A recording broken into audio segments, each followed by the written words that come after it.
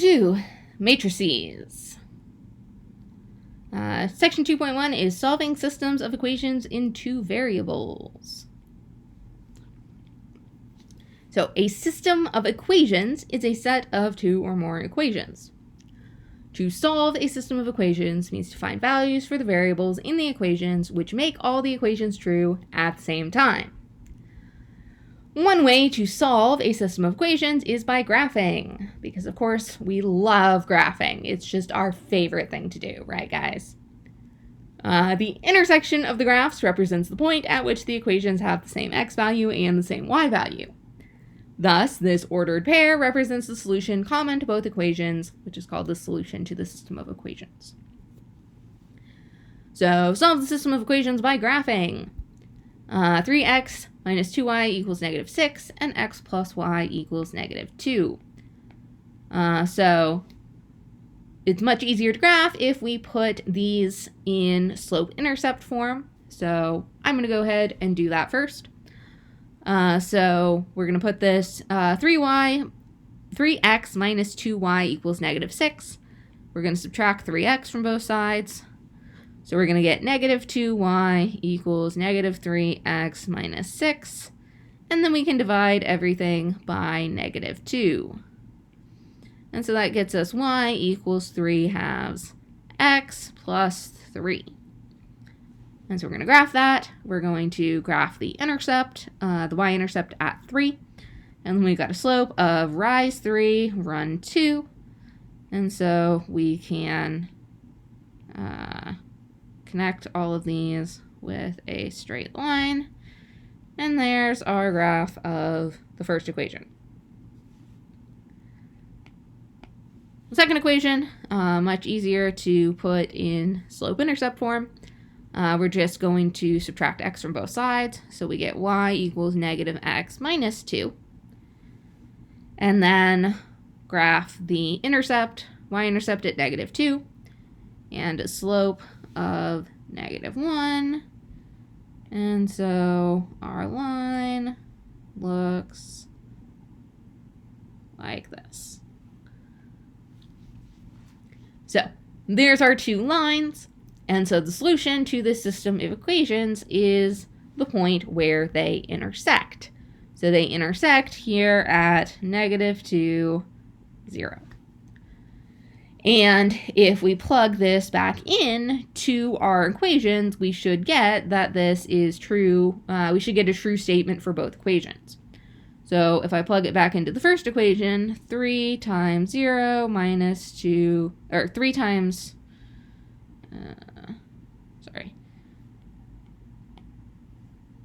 3 times negative 2 minus 2 times 0 equals negative 6.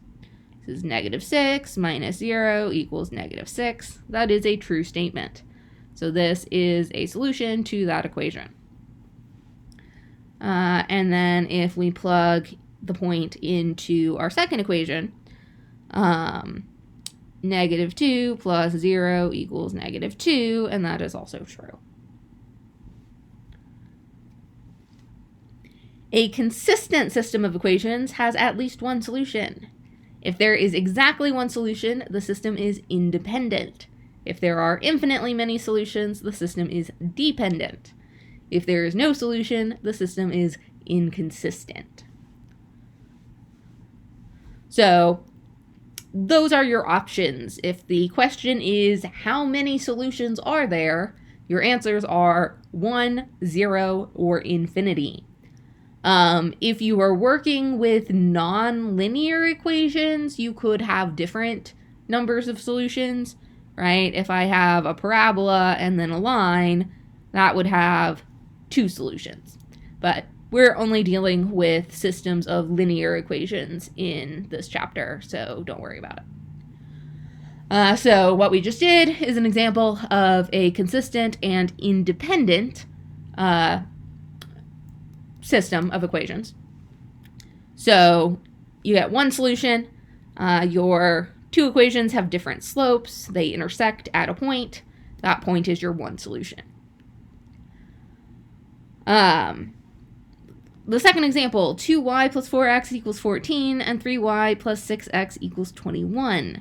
If we were to divide this whole equation, the top equation, by 2, and divide the whole bottom equation by 3, or basically put them in slope-intercept form, we get the same thing. They are the same line.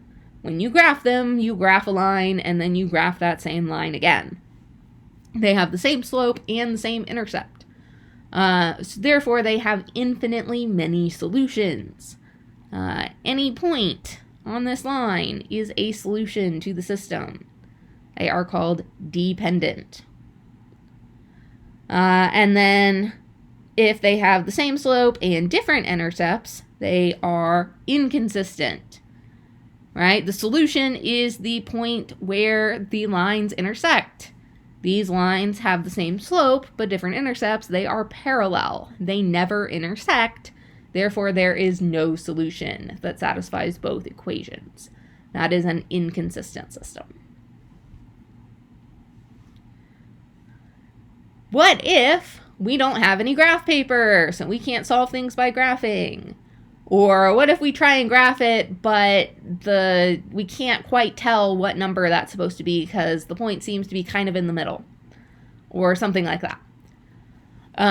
We have two different ways to solve system equations algebraically. There are elimination and substitution. It does not matter which ones you use.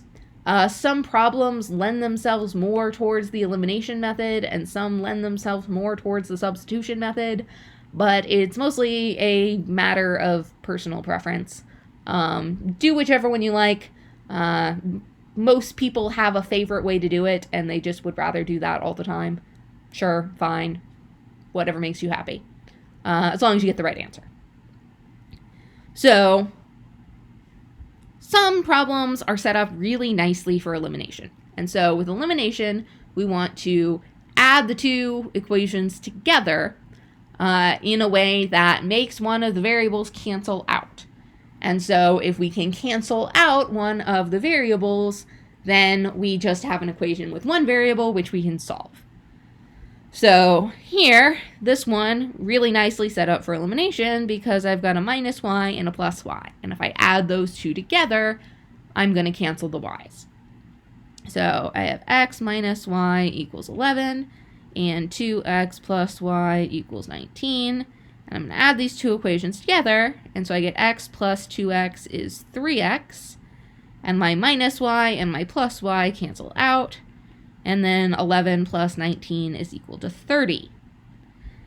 Now I can solve this. 3x equals 30. I can solve this for x. Divide both sides by 3. And I'm going to get that x equals 10. Now I solve for x. I can take that x and plug it back into one of the other equations to solve for y. It doesn't matter which equation you plug it back into whichever one's going to be easier for you. I'm going to plug it back into the first one here. So 10 minus y equals 11, minus 10 from both sides, negative y equals 1, which means that y equals negative 1. And then we're going to write our solution as an ordered pair, 10, negative 1. Please, for systems of equations, write your answers as an ordered pair. That just makes it really easy for me to check. So, there's our answer. Sometimes you may not have something that lines up really nicely that you can eliminate. And so we may have to multiply or divide, usually multiply, an equation by something in order to get a variable to cancel out. So here, again, you can make either the x or the y cancel out. It's going to be a little bit easier for me to make the y cancel out. So what I'm going to do is I've got a plus y and a plus 3y. I need one of those to be a minus and one of those to be a plus. I'm going to multiply this whole first equation by negative 3. And so then that'll make my y into a negative 3y, which will cancel out the plus 3y. And so as long as you multiply the whole equation by the same variable, or by the same constant, you can do this. So that's going to be 21 2x minus 3y equals 57. And then I'll keep the second equation the same. This is negative 2x plus 3y equals negative 19. And now I can add these two equations together. 21x minus 2x, right? This is a plus negative 2x. So minus 2x is 19x. Minus 3y and the plus 3y cancel out. And this is 57 minus 19 is equal to 38.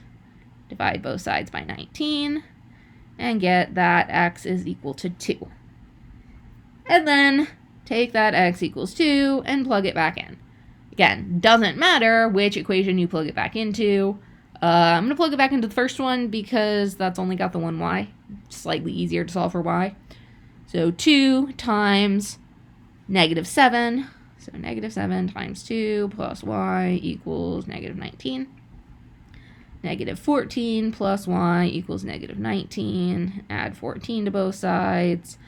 And we get that y is equal to negative 5. So I get the solution to negative 5. And you can check these at any point by taking your solution and plugging in the x and the y into both equations. And if you get something that makes a true statement for both equations, then that is your solution.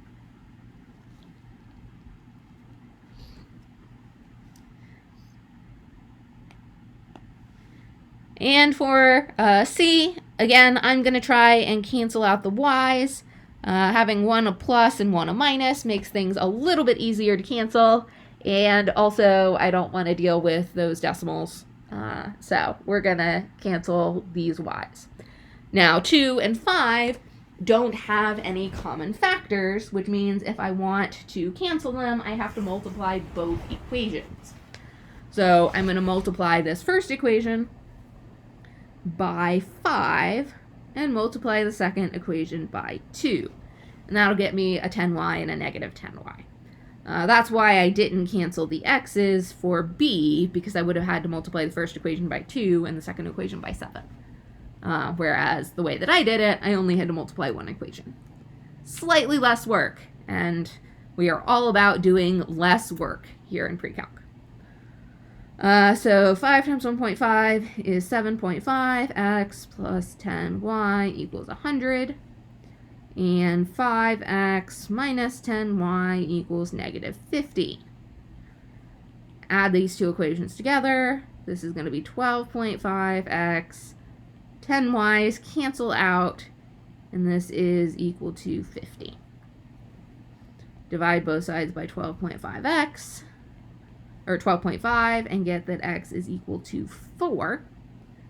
And then plug this back into one of your original equations. So 1.5 times 4 plus 2y equals 20. 1.5 times 4 is 6. Minus 6 from both sides. 2y equals 14. Y equals 7. So we get our solution is 4, 7. Ta-da! That's elimination.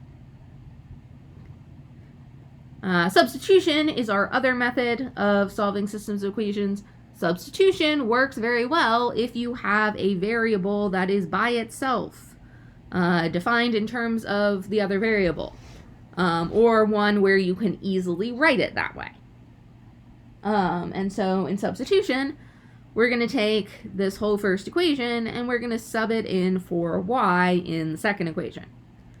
So y equals 5x minus 7, negative 3x minus 2y equals negative 12.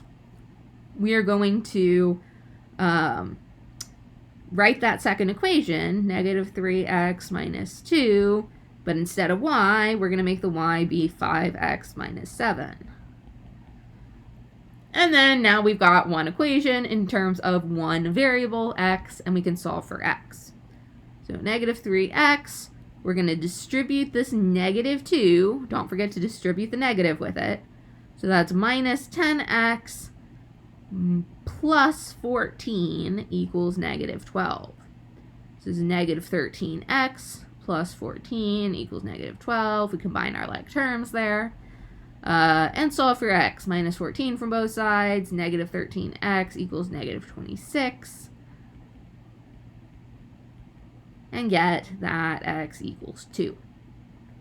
And then take that and plug that back into one of your original equations. Again, you can plug it into either equation, but it makes the most sense to plug it back into the one that's already solved for your other variable.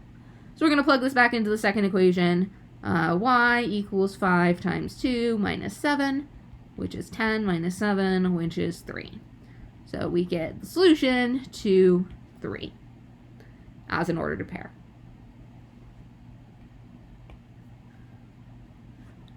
If your equation isn't already in terms of a single variable, a variable in terms of the other variable, but you can easily make it that way, you still probably want to do substitution. So here I can make the first equation be y in terms of x just by adding 5x to both sides. So then I get y equals 5x minus 3, and 3x minus 8y equals 24, and I'm going to take this and plug this in for y here. So 3x minus 8 times 5x minus 3 equals 24. We are going to distribute the negative 8. Don't forget to take the negative with it. So this is minus 40x plus 24 equals 24. Combine your like terms. This is negative 37x. And so we're going to subtract 24 from both sides. And so we get negative 37x equals 0. This freaks people out sometimes. Don't panic. There's nothing wrong here. We didn't do anything wrong. What this means, we divide both sides by negative 37 and we get that x equals 0, which is fine. Sometimes x equals 0. Sometimes y equals 0. Sometimes they both equal 0, right? 0, 0 could be a solution. So if something becomes 0, don't panic. You didn't do anything wrong, necessarily. And then we're going to take this and we're going to plug it back in to solve for y. So y equals 5 times 0 minus 3. Y equals negative 3. And so our solution to this is 0, negative 3. And again, you can take that solution and plug it back into both of your original equations in order to check that it is a solution to both of them.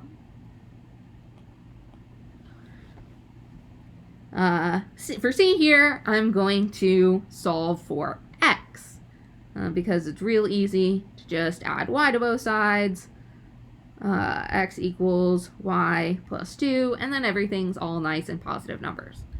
It doesn't matter what you solve for first, but some things are a lot easier to solve for, right? For b, it's a lot easier to solve for y than to solve for x, because then you start having weird fractions. So we get that x equals y plus 2. Now we're going to plug that in for x into the first equation. So 2 times y plus 2 plus 3y equals 8. Distribute the 2.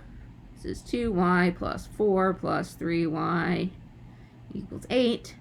Combine our like terms and solve for y. So we get 5y equals 4, and we divide both sides by 5, and we get that y equals 4/5. Again, don't panic. Sometimes your answers are fractions. Sometimes your answers are really weird fractions. That's okay. I'll try not to give you problems where your answers are weird fractions, but you might have some.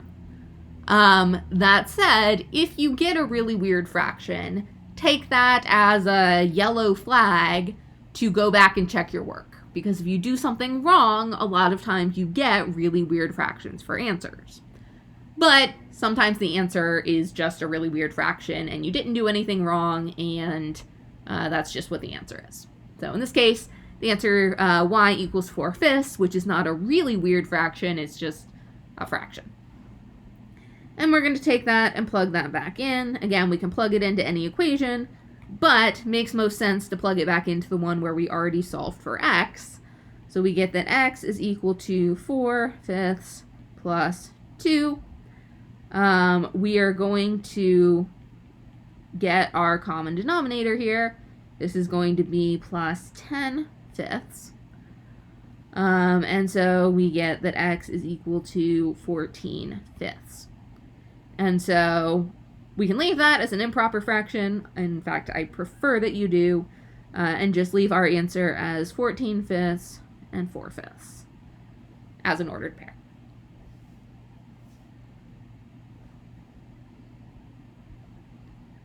Madison is thinking about leasing a car for 2 years. The dealership says they will lease her the car she has chosen for $326 per month with only $200 down. However, if she pays $1,600 down, the lease payment drops to $226 per month. What is the break-even point when comparing these lease options? So C is the total cost of the car. On the first option, it's $326 per month plus the $200 down. The second option, the total cost is $226 per month plus $1,600 down.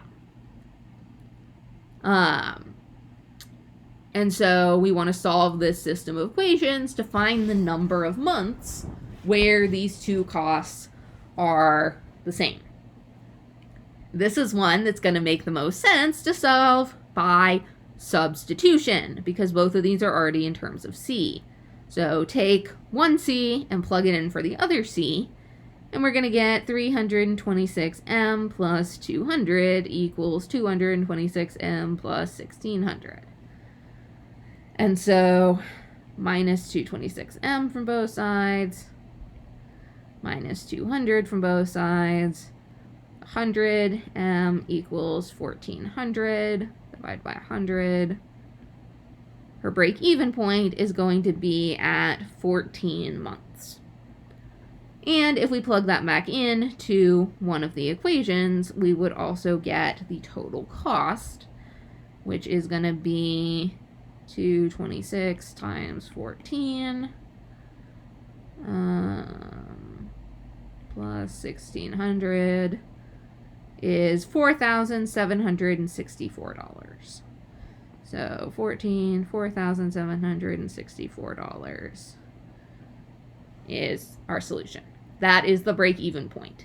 If she's got a 14-month lease, then it will cost the same regardless of which she chooses.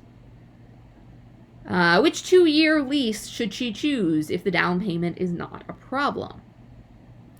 So 2 years is 24 months. So which of these will give her a lower total cost for 24 months? So plug in 24 for M. So 326 times 24 plus 200. 326 times 24 plus 200 is going to be $8,024. And then if we plug it into the second option, 226 times 24 plus 1,600, 226 times 24 plus 1,600 equals 7,024. So if she has enough money to make that $1,600 down payment, she saves $1,000 in the long run by taking the second lease.